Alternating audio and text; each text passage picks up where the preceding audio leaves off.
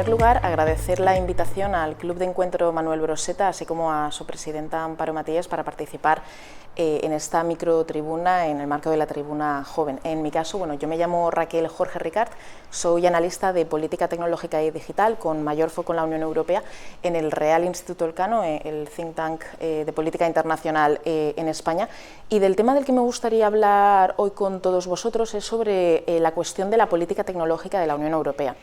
¿Y por qué? Porque igual que en su momento, hace unos 20-25 años, concebíamos el cambio climático como una cuestión científica, como una cuestión técnica, luego nos hemos dado cuenta que, sea el parecer de cada persona, en el imaginario de todo el mundo sí que es cierto que existe la idea del cambio climático más allá de las opiniones, ¿no?, sobre la cuestión. Lo mismo ocurre con la cuestión de la digitalización y de la política tecnológica. No es algo solamente técnico, también es algo político, es algo social, es algo económico, es algo que muchas veces vemos en los grandes titulares como algo geopolítico, de altos vuelos, algo más bien de alto nivel, ¿no?, o de alta política, cuando en realidad si lo aterrizamos es muy operativo, es muy operacional, es muy ejecutivo, es como digo yo que lo internacional se puede explicar como algo de andar por casa. Se lo tienes que explicar y se lo puedes explicar a cualquier persona.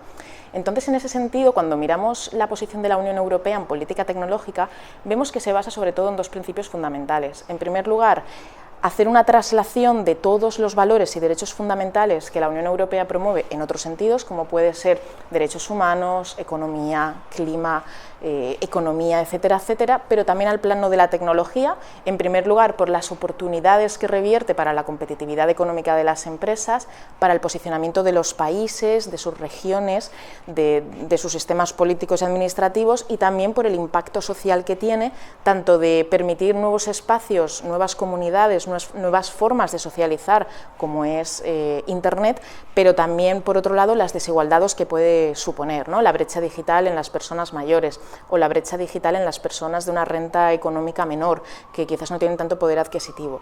En ese sentido, lo que vemos con la política tecnológica de la Unión Europea es que ha estado desarrollándola, no recientemente, realmente ya en el año 2000 empezó la primera regulación sobre el comercio electrónico. En primer lugar, lo que esta regulación quería hacer era gestionar, pues, esos primeros indicios, ¿no?, de ese comercio electrónico.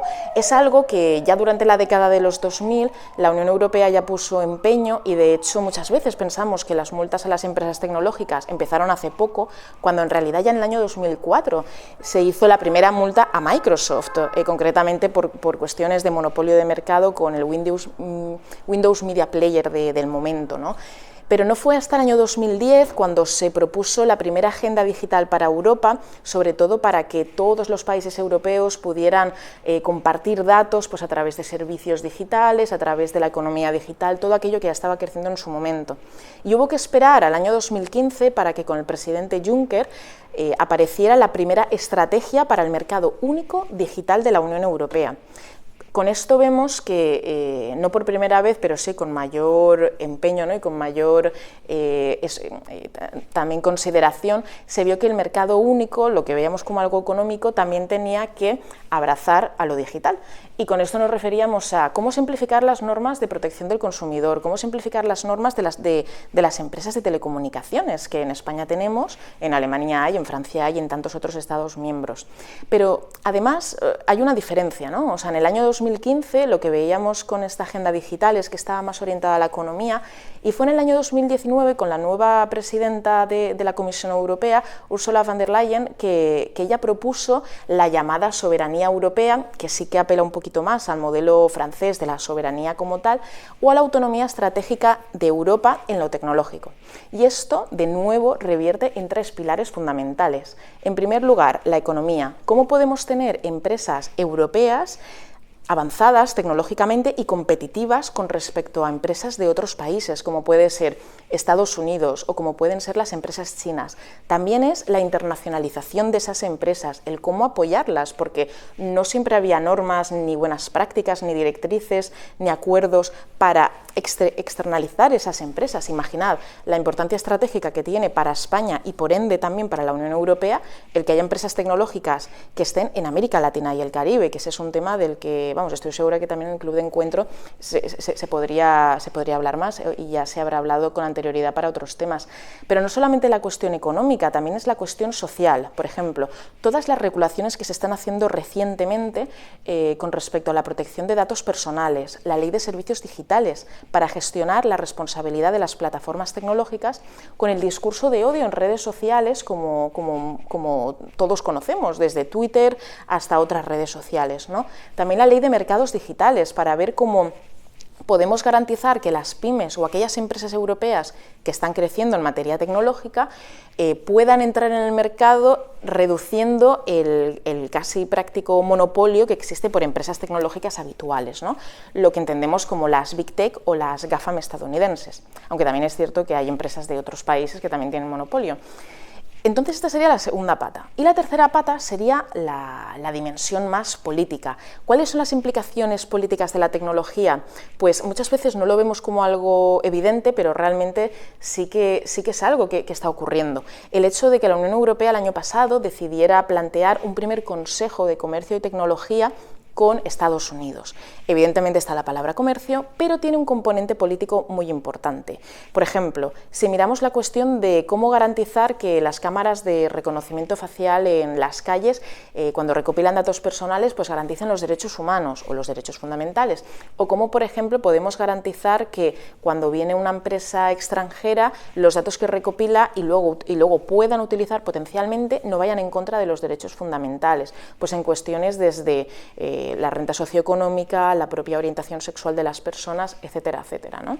Entonces vemos aquí que la política tecnológica de la Unión Europea no es algo técnico, es algo tanto político, económico como social.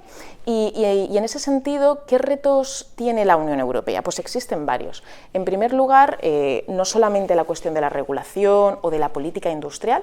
Por ejemplo, la política industrial en mayo del 2021 dio una vuelta de tuerca muy importante porque se dio cuenta que la tecnología tenía que formar parte de la política industrial.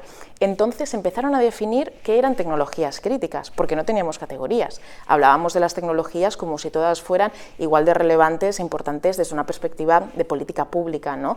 Y por fin se definieron qué eran las tecnologías críticas. Los propios fondos de financiación a través del Next Generation EU también definen el pilar digital como el segundo más importante tras la transición verde. Esto también quiere decir que a nivel operativo, a nivel de implementación de proyectos tanto en la Comunidad Valenciana como en cualquier territorio, pues lo digital importa, ¿no? Y hay que tener en cuenta esas tres patas, la política, la económica y la social. ¿Pero qué más retos existen para la política tecnológica? Pues no solo la parte de política pública, ni la parte política, también la parte más de gobernanza, el cómo todos los departamentos que existen dentro de las instituciones de la Unión Europea pueden cooperar mejor, porque actualmente los equipos humanos, los recursos existentes están creciendo, pero sí que es verdad que la aceleración de la tecnología muchas veces va más por delante de la capacidad que tenemos, ¿no?, de maniobrar estas cosas. Entonces, en ese sentido, pues uno de los retos sería incrementar los equipos humanos, no solamente a nivel de la Unión Europea, también a nivel estatal e incluso también a nivel autonómico, ¿no?, porque las oportunidades son grandiosas y los retos también. Y además de esta cuestión de la gobernanza existen otras cosas, cómo realmente hacer una buena comunicación política y social de los retos tecnológicos a la sociedad, del mismo modo que se hizo con cuestiones de economía, con cuestiones de derechos fundamentales, con cuestiones de la transición verde. Existe una necesidad y una urgencia de que se haga lo mismo con el reto digital, ¿no? Lo que comentaba al principio, la cuestión de la brecha digital con las personas mayores, la cuestión de la desigualdad por la renta socioeconómica, incluso también la desigualdad entre zonas rurales y urbanas, en las que las zonas rurales no siempre tienen acceso a esa banda ancha, ¿no?, a ese 5G para tener un tráfico de internet rápido. Entonces, en ese sentido, mi conclusión sería que animo a todas las personas a que, si os interesa este tema, podáis indagar más en la cuestión, porque es algo técnico, pero sin duda es político, económico y social. Y con esto nada más termino y de nuevo agradecer al Club de Encuentro Manuel Broseta. Gracias.